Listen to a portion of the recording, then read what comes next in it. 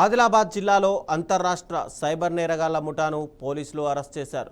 National fertilisers పేరుతో franchise ఇప్పిస్తామని నమ్మించి జనత్కు చెందిన వ్యక్తి నుంచి 3.85 లక్షలు మోసం చేశారు.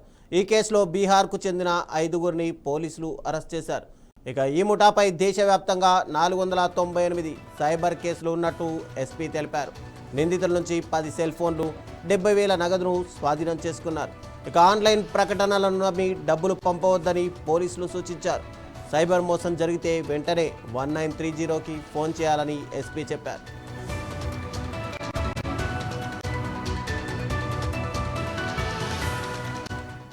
ఇక ఇదే అంశానికి సంబంధించి మరింత సమాచారం మా ప్రతినిధి ప్రదీప్ అందిస్తారు ఆదిలాబాద్ నుంచి ప్రదీప్, చెప్పండి.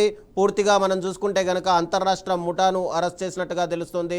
దీనిపైన పోలీసులు ఏమంటున్నారు? ఎప్పటి నుంచి ఈ అంతర్రాష్ట్ర ముఠాను పట్టుకోవాలని సెర్చ్ ఆపరేషన్ కొనసాగిస్తున్నారు?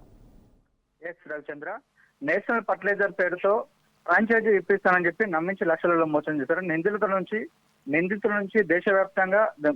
నిందితులపైన దేశవ్యాప్తంగా 498 కేసుల నేరాలు ఉన్నాయని చెప్పి చెప్పడం జరిగింది. ఇప్పటి వరకు వారు మోసగించిన అమౌంట్ చూసుకున్నట్టయితే 3,50,00,000 వరకు మోసం చేసినట్టు నిందితుల నుంచి తెలుసుకున్నారు. అదేవిధంగా 10 సెల్ ఫోన్లు, 70,000 నగదును కూడా స్వాధీనం చేసుకున్నారు. నిందితుల బ్యాంకు ఖాతాలలో ఉన్న స్టాక్ మార్కెట్లలో ఉన్న షేర్లలో ఉన్న 8 లక్షల రూపాయలను అదేవిధంగా వాటిని జప్తు చేశారు.